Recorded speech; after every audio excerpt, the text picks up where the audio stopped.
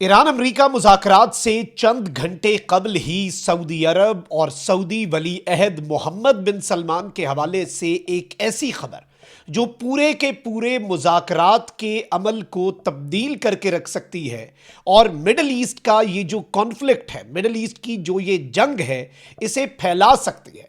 एक इंतहाई क्रूशल मरहले का आगाज हो चुका है और एक ग्रेटर गेम इस वक्त लॉन्च कर दी गई है।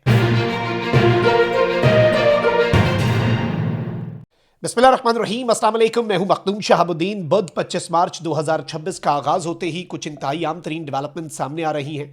एक जानिब तो पाकिस्तान ने मुज़ाकरात की पेशकश की है, डोनाल्ड ट्रंप ने एंडोर्स किया है, एक्सेप्ट की है मुज़ाकरात की ये पेशकश, और पाकिस्तान एक बड़े कॉन्फ्लिक्ट से, ईरान की अमरीका इसराइल जंग को कन्वर्ट हो जाए कि एक रीजनल कॉन्फ्लिक्ट और आगे चलकर मजीद तबाही हो, उसे बचाने के लिए एक बहुत कंस्ट्रक्टिव किरदार अदा कर रहा है। और ईरान भी सिर्फ पाकिस्तान के नाम की हामी भर रहा है, लेकिन इस सब में एक तो चाइना और रशिया ने बहुत बड़ी एंट्री दी है। याद रखिएगा, ये दो वो मुल्क हैं जो ईरान के साथ खड़े हैं मिलिटरली, तो इनकी ओपिनियन मैटर करती है। और चीन ने फौरी तौर पर ईरान जो है वो कॉल मिलाई है। एक तो ये डेवलपमेंट है, लेकिन वहीं दूसरी जानिब क्या मुज़ाकरात सैबोटाज होने जा रहे हैं, सऊदी अरब का क्या रोल है, मोहम्मद बिन सलमान का क्या किरदार है, इस हवाले से भी कुछ चीज़ों को डिस्कस करेंगे, क्योंकि इंटरनेशनल मीडिया पर जो खबरें चल रही हैं वो तशवीशनाक हैं। ये सारी डिटेल्स, लेकिन उससे पहले अगर अभी तक आपने इस वीडियो को लाइक नहीं किया, लाइक ज़रूर कर दें। आपके लाइक्स और कॉमेंट्स हमारे लिए बहुत ज़्यादा इंपॉर्टेंट हैं। कॉमेंट सेक्शन में राय का इजहार लाजमी किया करें, ताकि हमें अंदाज़ा हो कि आप इस हवाले से, इस कॉन्फ्लिक्ट के हवाले से, लेटेस्ट डेवलपमेंट्स के हवाले से क्या राय रखते हैं। सबसे पहले तो नाज़रीन इकराम, पाकिस्तान के मीडिएशन एफर्ट्स पूरी दुनिया के सामने हैं। तीन मुल्क हैं जिनको पाकिस्तान लीड कर रहा है, पाकिस्तान, तुर्की और इजिप्ट। ये तीन मुल्क इस वक्त मीडिएशन के एफर्ट्स कर रहे हैं, सालसी की कोशिश कर रहे हैं। ईरान भी खैर मकदम कर रहा है। ईरान को मिसट्रस्ट है और ईरान का बनता भी है। जून 2025 में मुज़ाकरात के दौरान ईरान पर हमला हुआ। फरवरी 2026 में अभी जो जारी जंग है, इसमें भी मुज़ाकरात के दौरान ईरान पर हमला हो गया। 28 तारीख को ईरान के ऊपर स्ट्राइक की और सुप्रीम लीडर को शहीद कर दिया गया। फरवरी में ये जंग जो शुरू हुई, अब जारी हो सारी है। ये सारी डिटेल्स एक साइड पे, लेकिन जाहिर बात है अल्टीमेटली मुज़ाकरात की मेज़ पर बैठना होता है। ईरान ने अपनी शराइत तैयार कर ली है, अमेरिका ने अपनी शराइत तैयार कर ली है, कोई दरमियान का रास्ता निकले। अब इसमें बहुत से आलमी तज्जियाकारों का यह भी मानना है कि इसराइल नहीं चाहता कि यह जंग बंदी हो और अल्टीमेटली ईरान का मुकम्मल तौर पे एक जो निज़ाम हुकूमत है वो गिरे। उस वक्त तक ये जंग रुकनी नहीं चाहिए, ये इसराइल चाहता है। इवन अमेरिका के अंदर जो ट्रंप एडमिनिस्ट्रेशन में इस्तीफा आया वो यही था कि ये इसराइल की जंग है, अमेरिका इसमें बिला वजह कूद गया। अमेरिका में भी इसी हवाले से तनकीद होती है। अब इस चीज़ को आपने समझना है। एक तो ये नुक्ता है, दूसरा ये कि ईरान तक ये कह चुका है कि अरामको के ऊपर हमें लगता है कि इसराइल हमला करेगा, फॉल्स फ्लैग, ताकि अरब ममालिक जो है वो इस जंग में ईरान के खिलाफ आ जाए। पाकिस्तान एक ब्रिज बना रहा, कम्युनिकेशन गैप खत्म किए रखा पाकिस्तान ने कि अरब्स और ईरान के दरमियान डायरेक्ट कन्फ्रंटेशन उस तरह से ना हो, क्योंकि ऑब्वियसली एक फुल फ्लैज जंग जो है वो छिड़ गई तो बहुत काम खराब होगा। पाकिस्तान ने लेवरेज जो पाकिस्तान के पास है कि ईरान से भी अच्छा ताल्लुक है, अरबों से भी, पाकिस्तान ने उसे यूज़ किया, एक कंस्ट्रक्टिव रोल प्ले किया। ईरान भी तारीफ करता है, अरब भी तारीफ करते हैं। इस सब के अंदर अब दो तीन चीज़ों को आप समझ लें। आपको यह पता हो जाना चाहिए, चल जाना चाहिए कि मुज़ाकरात कौन चाहता है, मस्बत रवैया कौन चाहता है, और कौन बीच में स्पॉइलर का किरदार अदा कर सकता है। सबसे पहले तो रशिया जो है उसने कह दिया है कि रशिया मीडिएशन के जो एफर्ट्स हैं वो इस वक्त रशिया मीडिएशन एफर्ट्स को ज्वाइन करने के लिए तैयार है। यानी सालसी की जो कोशिशें चल रही हैं, रूस उनमें अपना किरदार अदा करने के लिए इस वक्त तैयार नजर आ रहा है। रशिया ने ऑफर कर दिया कि पाकिस्तान जो कर रहा है हम इसमें शामिल होने के लिए तैयार हैं। चाइना ने बड़ा मूव खेला है। चाइनीज फॉरेन मिनिस्टर जो हैं उन्होंने फौरी तौर पर अब्बास अराक्ची जो हैं ईरान के वजीर खारजा, उन्हें कॉल मिलाई है और उन्होंने कहा है कि जो अपॉर्चुनिटी आपको मिलती है, और चाइना के वजीर खारजा ने जो एलामिया वो ये है दोनों साइड्स का, कि चाइना के फॉरेन मिनिस्टर ने कहा है कि अमेरिका भी और ईरान भी, जो अपॉर्चुनिटी मिले पीस के लिए वो आपको सीज करनी चाहिए, उस अपॉर्चुनिटी का फायदा उठाना चाहिए, और टॉक्स जो हैं किसी डिले, एक दिन जाया ना करें और आज मेज पे बैठे। यानी वो कह रहे हैं पाकिस्तान ने ऑफर कर दी, दूसरी साइड को कबूल है, अब आप भी बैठे। ये चाइना भी ईरान को मशवरा दे रहा है। चाइना ने कहा है कि भाई हम जो आपके साथ खड़े हैं, डी एस्केलेशन भी चाहते हैं, रीजनल स्टेबिलिटी भी चाहते हैं, आपकी सॉवरेनिटी की वायलेशन में भी आपके साथ खड़े हैं। चीन ने पाकिस्तान की अमन के लिए सिफारती कोशिशों की तारीफ भी कर दी है, और चीनी सफीर ने कहा है कि मशरिक़ वस्ता में पाकिस्तान का सालसी का किरदार जो है वो काबिल सताइश है।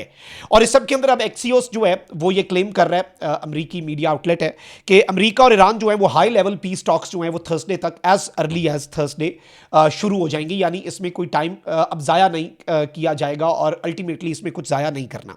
ये एक बड़ी डेवलपमेंट है। अच्छा, फिर ये जो सिनेरियो बनता जा रहा है, अगर हम इसे एक ब्रॉडर पर्सपेक्टिव में समझने की कोशिश करें तो दो तीन चीजें। अब यहां पर आते हैं हम अहम चीज, देखें जंग और मुज़ाकरात साथ साथ ही होंगे क्योंकि अमेरिका 3000 ट्रूप्स भी भेज रहा है। अमेरिकी वजीर जंग ने कहा है कि हम बमों के साथ बातचीत करेंगे, हमारा हार्ट ट्रिगर पे है। ईरान भी कहता है कि भाई हम अभी भी स्ट्राइकें मार रहे हैं, बात करो, बात में कुछ बन गया तो ईरान कहता है छोटा मोटा सीज फायर नहीं, अल्टीमेट फाइनल डिसीजन होगा बैठ के मुज़ाकरात में, वो होगा, ये सीज फायर 2-3 दिन वाला नहीं होगा। तो अभी भी हमले दोनों तरफ से जारी हैं, बस ये है कि दोनों साइड्स ने एक दूसरे के एनर्जी इंफ्रास्ट्रक्चर को बख्शा हुआ है। यहां पर एक और चीज ये हुई कि ट्रंप ने कहा हम एनर्जी इंफ्रास्ट्रक्चर पर हमला नहीं करेंगे, इसराइल ने इस्फहान में एनर्जी इंफ्रास्ट्रक्चर पर हमला कर दिया। तो ये भी एक फैक्टर है कि शायद इसराइल के हवाले से ईरान ये कहता है कि वो सैबोटाज करना चाहता है पीस प्रोसेस को। अब वेस्टर्न मीडिया अचानक से बीच में एक बात करता है। देखिए, पाकिस्तान और सऊदीया का एक दिफाई मुआहदा है, हमारा SMDA strategic mutual defence agreement है। सऊदी अरब पब्लिकली भी कह चुका है कि हम अपनी सरजमीन ईरान के खिलाफ इस्तेमाल नहीं होने देंगे। इससे ज्यादा सऊदी अरब कितनी बड़ी बात करे। सऊदी अरब जो है पाकिस्तान की कोशिशें और काविशें जो है, ईरान भी मस्बत स्टेटमेंट सऊदीया के हवाले से दे चुका है। बल्कि इवन इसराइली मीडिया ने कहा कि ईरान ने कहा है बाकी अरब स्टेट्स के लिए अलग पॉलिसी, सऊदीया के लिए जरा नरमी, क्योंकि ऑब्वियसली पाकिस्तान इस सब के अंदर एक फरीक भी बन जाता है इन वन वे और अनदर, डायरेक्टली या इनडायरेक्टली। तो ईरान ने इस बात का भी हया किया।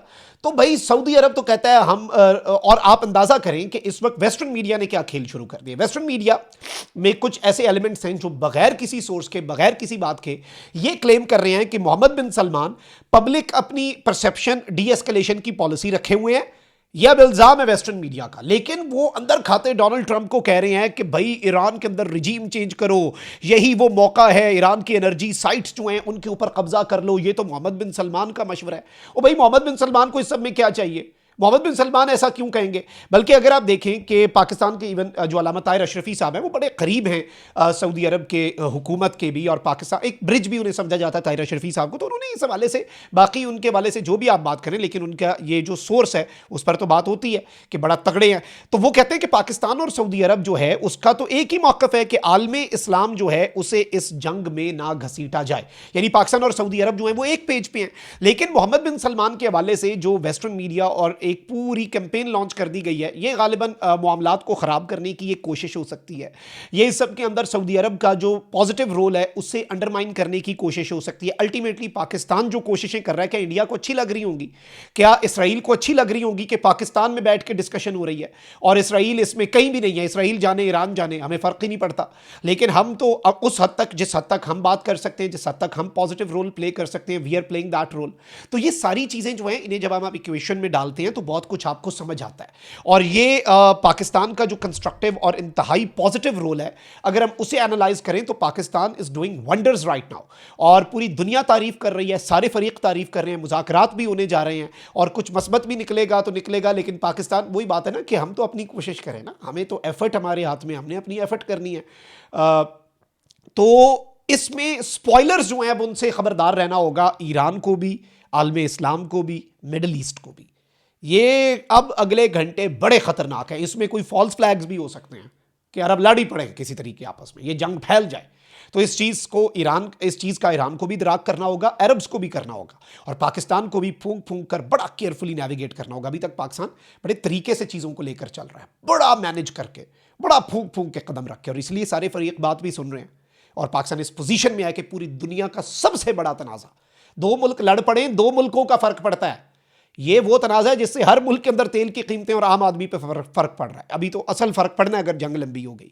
तो ये चीज़ें हैं, ये वो तनाज़ा है जिससे दुनिया का आखिरी कोने का मुल्क भी अफेक्ट हो रहा है। तो पाकिस्तान अगर उसे हल कराने की पोजीशन में है तो बहुत से लोगों को ये खटकेगा भी। अपना बहुत ख्याल रखें। लानिकबान, पाकिस्तान जिंदाबाद।